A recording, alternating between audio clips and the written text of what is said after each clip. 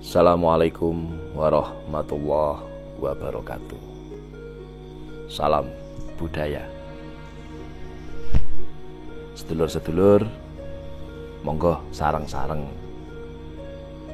nguri-uri tinggalanipun para leluhur tanah Jawi. Antawisipun pitutur lumantar gancaran tembang karyanipun Pujangga Agung Raden Mas Burhan utawi ingkang kundang jumeneng asma panjenengane Raden Rangga Warsita.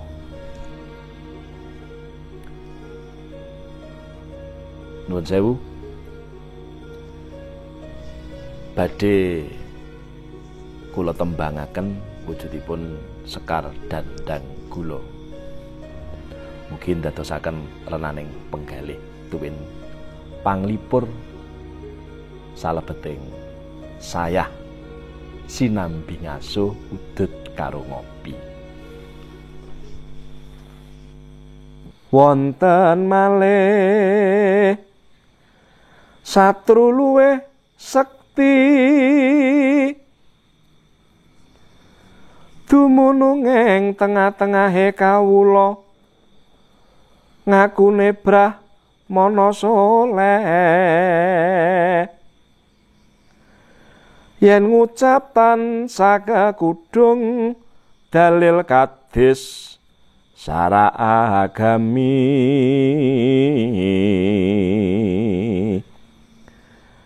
ning kasunyatanipun tumindake kliru. Agama dinggo pancatan rebut derajat pangkat lan ngebaki telih akale warna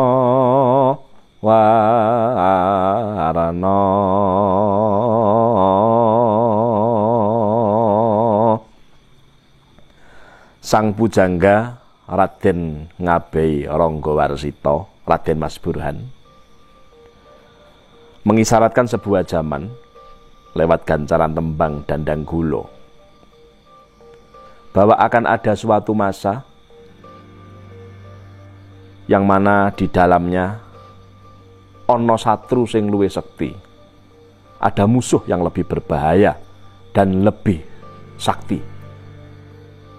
berada di tengah-tengah masyarakat, di tengah-tengah kehidupan berbangsa dan bernegara. Ngakune Brahmana soleh, selalu mengaku dirinya yang lebih baik, mengaku dirinya yang paling benar, mengaku dirinya yang paling pinter, bahkan tidak sungkan-sungkan mengaku dirinya yang paling dekat dengan Tuhan. Mengaku penuh dengan pengakuan. Mengaku.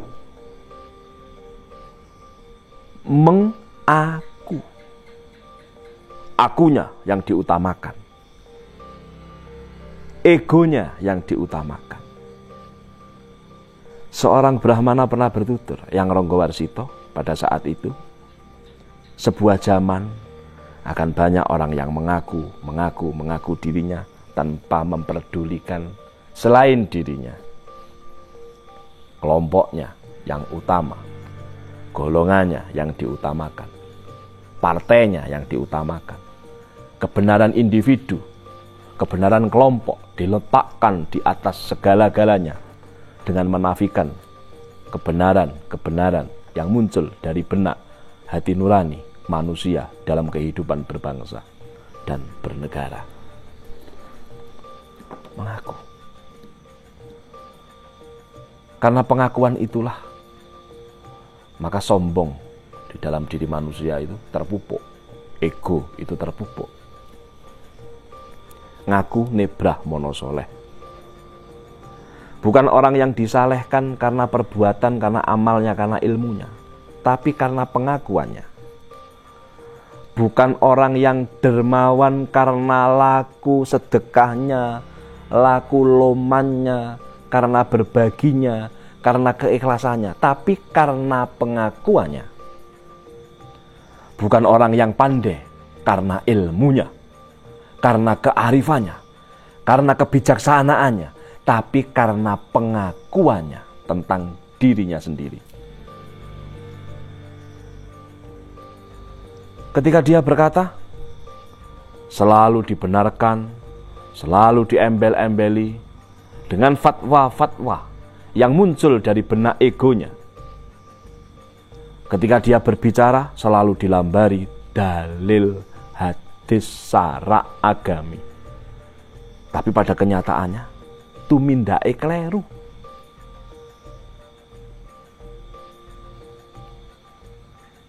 Pada realisasinya, langkahnya salah, lakune kleru. Agama yang rahmatan lil alamin, agama yang dipraktekkan oleh para nabi, para wali, para pembawa kebajikan, kebenaran dari langit itu dengan pengorbanan yang tidak sedikit. Dengan beliau-beliau bersuhud meninggalkan duniawi, harta, kekayaan, semua demi mulianya sebuah ajaran, demi utamanya sebuah kebenaran, demi perilaku-perilaku yang mendukung akan kebenaran-kebenaran yang disampaikan, dimentahkan hanya gara-gara ego dan pengakuan terhadap kebenaran dirinya sendiri. Yen guneman tansah nganggo kekudung dalil kadis sara agami. Mereka menebarkan cinta dengan memberikan neraka. Mereka berbicara kasih sayang dengan meneteskan darah, membunuh saudaranya sendiri, menindas saudaranya sendiri, dengan dalih kebenaran dari langit, dengan dalih kebenaran dari Tuhan. Sesama muslim saling menghujat, sesama Islam saling menuduh, saling mengancam, bahkan saling membunuh. Pernah ditafsirkan sebuah zaman oleh sang pujangga Ranggawarsita.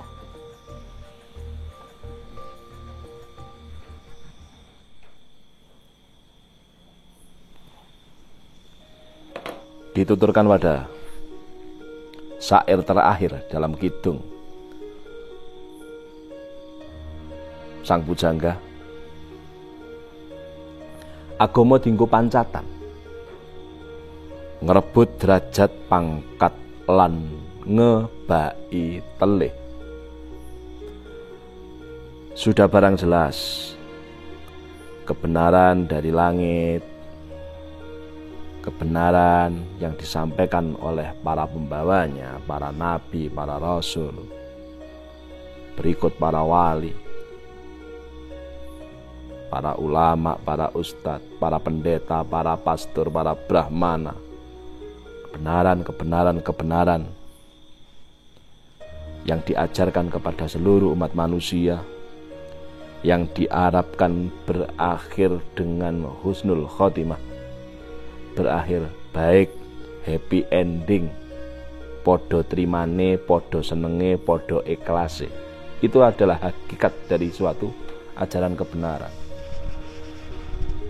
Apa gunanya kebenaran disampaikan jika menghasilkan sebuah malapetaka? Karena kebenaran tidak akan sampai ke dalam hati nurani manusia. Maka sesungguhnya ketika agama digunakan berebut derajat pangkat dan ngebai telih, telih itu perut, isi perut. Ketika agama yang asalnya disiarkan dengan duka dan air mata, dengan pengorbanan, dengan jiwa penuh dengan semangat pengorbanan, keberanian. Kita tahu pergerakan para sahabat Nabi, para tabi'in, para ulama-ulama, para wali, meninggalkan kesenangan-kesenangan duniawi demi mulianya sebuah agama,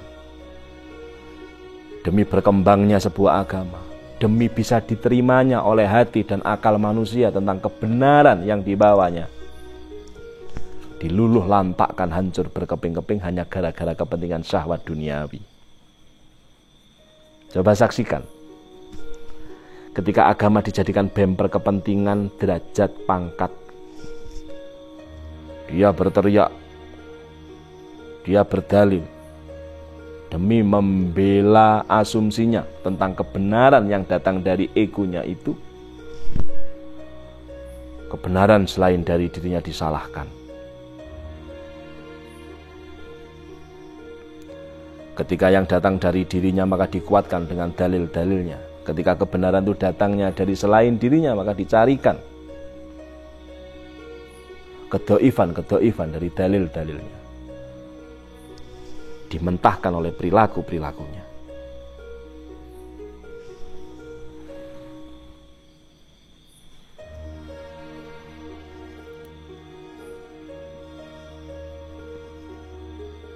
Agama yang datangnya dari langit, yang suci itu dilewatkan mulut untuk menuju kepada sebuah kepentingan perut.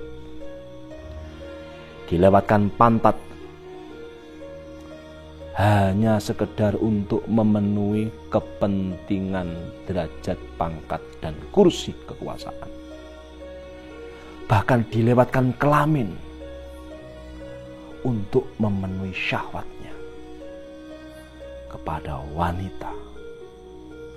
Maka agama yang asalnya mulia, kebenaran yang berbau harum, memikat, mendinginkan hati, menyejukkan pikiran, menenangkan kalbu bagi yang mengingat Tuhannya atas dasar kebenaran itu sendiri, maka hancur luluh lantak, berbau busuk gara-gara dilewatkan jalan-jalan yang tidak layak untuk dilewati, tahta, mahkota, dan martabat kebenaran itu sendiri. Kalau zaman dahulu, pembawanya hidupnya sederhana. Para nabi banyak kurang makan, kurang tidur. Bahkan kebutuhan sehari-hari tentang dirinya sendiri pun banyak yang tidak terpenuhi. Namun agamanya mulia, agamanya bisa diterima. Saat ini, sebagaimana ditafsirkan oleh Sang Pujangga Ranggawarsita, agama hancur lebur berkeping-keping. Bahkan nilai-nilai kebenaran dan kebajikan tadi itu menjadi terinjak-injak, menjadi remeh-temeh, gara-gara dijadikan alat bemper kepentingan, harta, tahta, dan wanita.